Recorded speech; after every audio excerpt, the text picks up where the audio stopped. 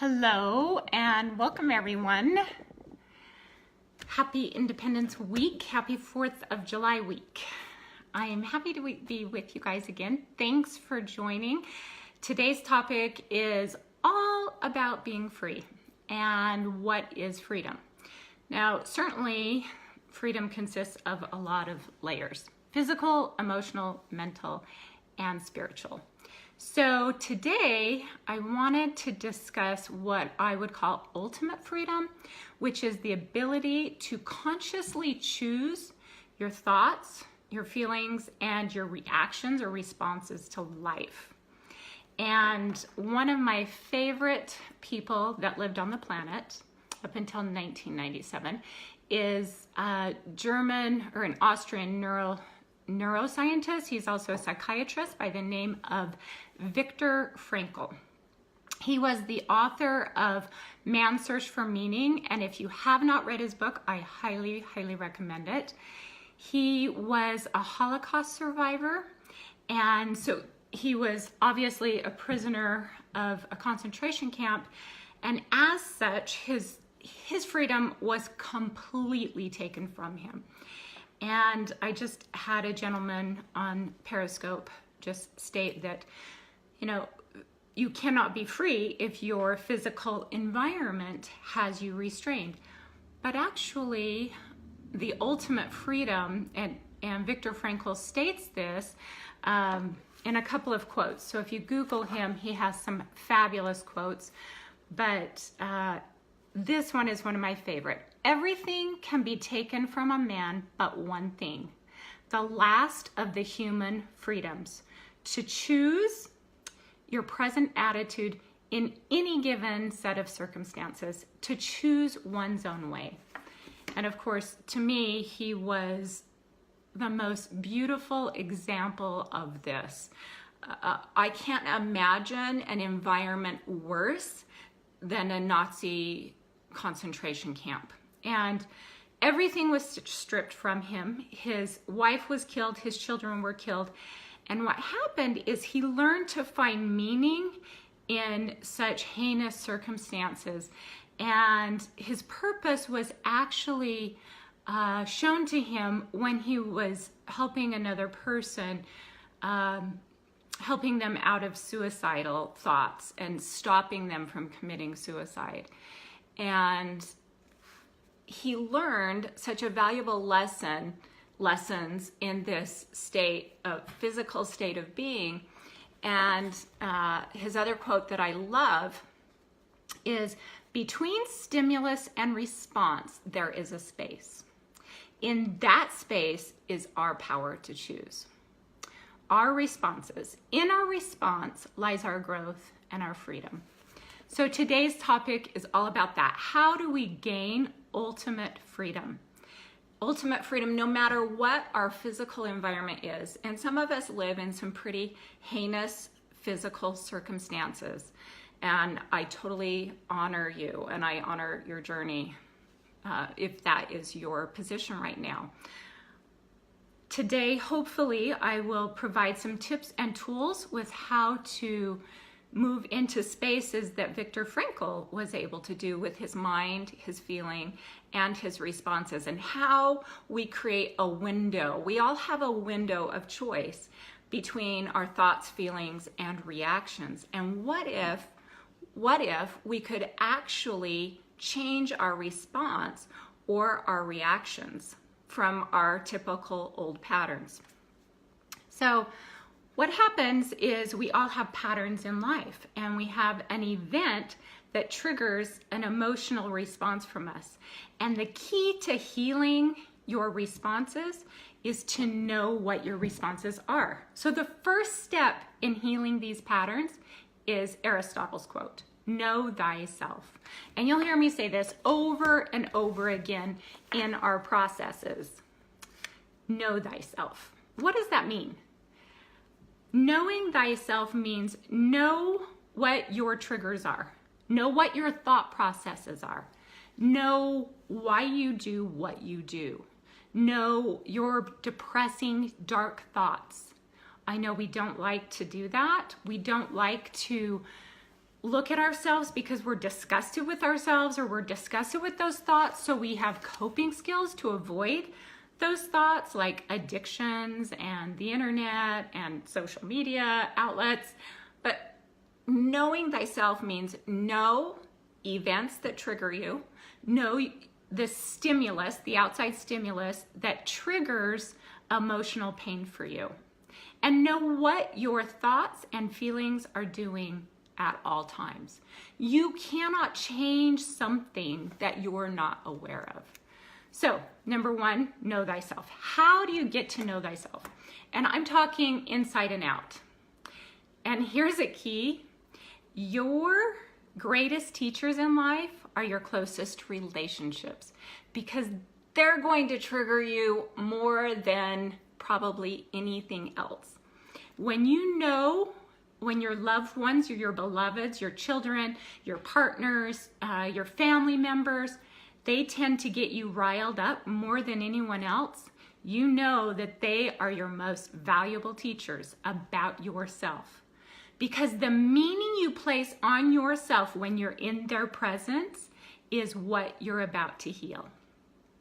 So when you feel near someone, are you feeling not good enough, inadequate, feeling like a failure? Do you compare yourself? Do you judge yourself? We all do to certain levels, but that is what's causing your pain and suffering. So first of all, know the people in your life that trigger you, and know what it is you're feeling when you're in their presence and why you're feeling that way. So if you're feeling inadequate, really sit with that feeling instead of avoiding it. Sit with the feeling of inadequacy. Now go to the thoughts that are creating that inadequacy. Oh, I'm never gonna do it like he does it. I'm never gonna be as good enough. Their life is so much better than mine. Know those thoughts. I'm alone. I'll always be alone. No one wants to be with me. Those kinds of thoughts, they will take you in a very dark place. They will take you on a tailspin. I call it the dark neighborhood. And in our brain, we have neural paths. And every time you have a thought, it shoots down that neural path. And every time you have a like thought, such as inadequacy or I'm all alone, I can't do this, those are like thoughts, and those paths are very similar to each other. And so you go, it's like driving in a dark neighborhood that has no street lamps, and it's all dead-end streets. You turn down one street and you hit a dead end. So you back out and you turn down another street and it's another dead end. It is so frustrating when you can't get out of that tailspin and that black circle, that black hole of that neighborhood. So what do we do to turn on the street lights?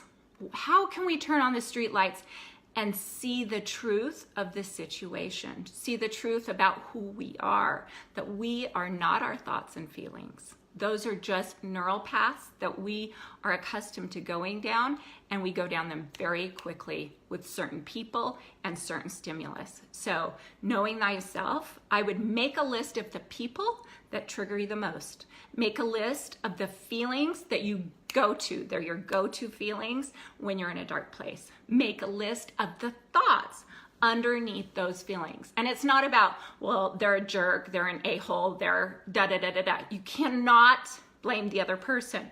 You are responsible for your own thoughts and feelings. So I feel inadequate. I think I'm not good enough when I'm with that person. I feel like I'm a failure when I'm around that person because I judge myself, I compare myself to that person. Know what your thoughts and feelings are and write them down. So in order to heal these neural paths and these patterns and come out of that dark neighborhood, you've got to break your pattern on 4 levels: physical, emotional, mental, and spiritual. So understanding when traditional therapy is not working for you, it's because you're not addressing it on all 4 levels.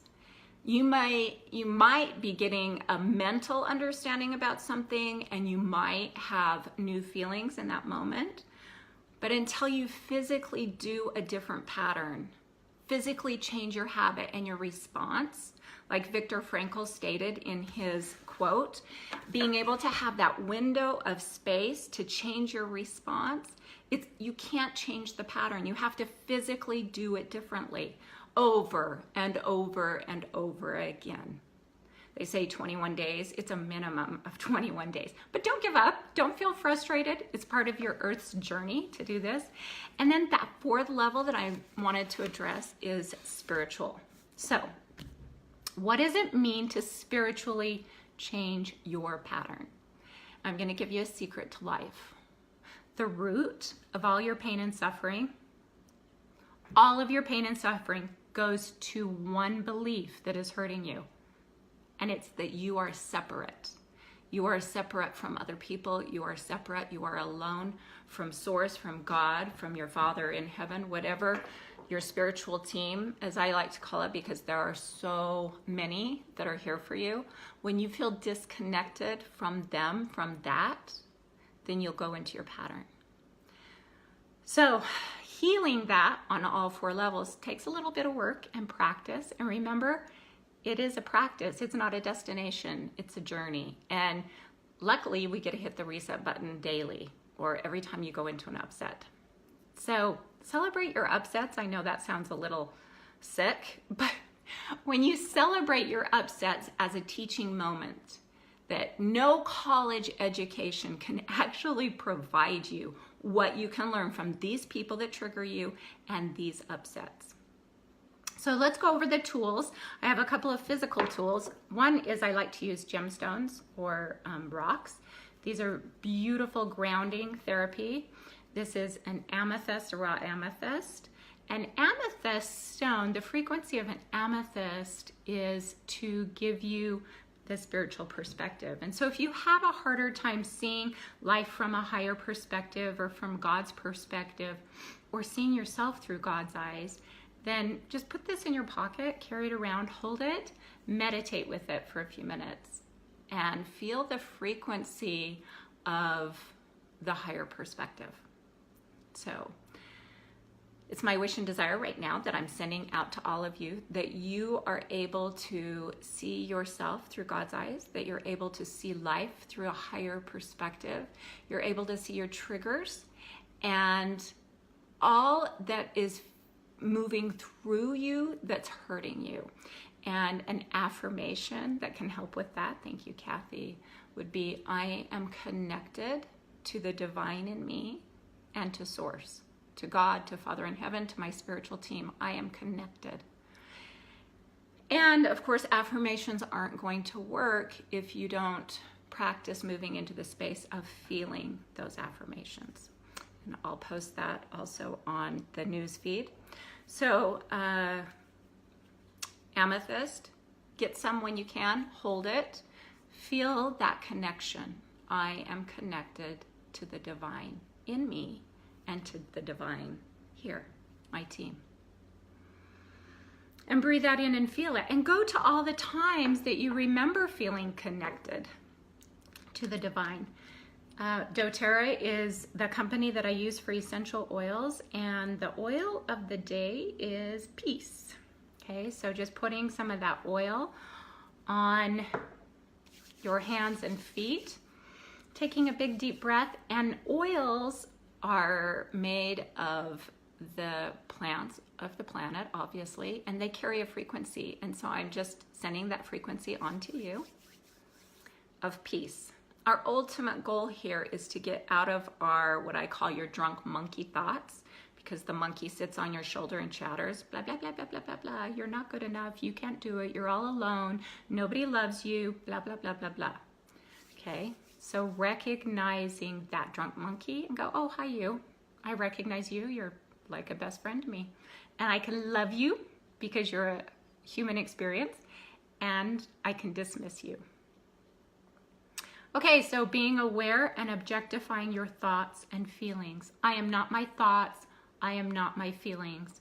And even before you move into an affirmation, I'm looking for you to move into a space of feeling the space between those thoughts and feelings And that comes through mental practice of meditation. So meditation, I know, right? A curse word. Everybody is like, ugh, I can't do that. My thoughts chatter incessantly. I can't meditate. But I use a timer an app called Insight Timer. And there's a ton of apps out there to assist you. You can do guided imageries, but people understand that you work out your physical body when you want a muscle, right? Well, you've got to see that your brain is also needing to be worked out. It's needing to be trained how to slow down those thoughts. So you don't just go from thought, feeling to response and stimulus, thought, feeling, reaction. Our goal is to create windows of space so that you get to choose. You get to choose and change your thought and change your feeling and change your response. And again, it's a practice. So objectifying your thoughts, and then I use a technique called meditate on the go, and you can watch a video on that. If you go to my YouTube channel, meditate on the go is mindfulness. It's being present in this moment, and it's being able to choose your thoughts. And I have exercises to help you do that all day long. Even getting dressed, when I put on my red today, I said to myself, red to me represents freedom, and I have the ultimate freedom because I get to choose my life, I get to choose my thoughts, and I get to choose my feelings. So in the jewelry I wear, in the clothes I wear, when I'm in the shower, when I'm getting ready, when I'm in my car, I am having intentionally good thoughts. And I practice. And then I take time to meditate nearly daily. I don't hit it daily consistently for 40 minutes, but it's my goal for 40 minutes. But I'm gonna put a challenge out to you. Do 5 minutes, okay? If you haven't started meditating, do 5 minutes. And do 2 minutes of gratitude, and then 2 minutes of surrendering your thoughts and feelings to higher power, like I give back this pain and suffering. And then let's say 6 minutes, and then 2 minutes focusing on your ideal life. What would your ideal life look like if it was ideal for you? And I recommend writing that out on paper, a day in your ideal life. With healthy relationships, doing a career you love, your health, physical, emotional, mental, and spiritual well-being. So meditation, prayer, and when I'm doing my 40 minutes, I'm doing prayer and meditation, but prayer is speaking to your spiritual team, and meditation is learning to listen and quiet your thoughts. And it takes so much practice, so don't be hard on yourself. So how do we change it physically now? That means instead of reacting to this person and just getting upset and angry and blurting out some hurtful comments, walk away. Create some cope ahead strategies that will work for you.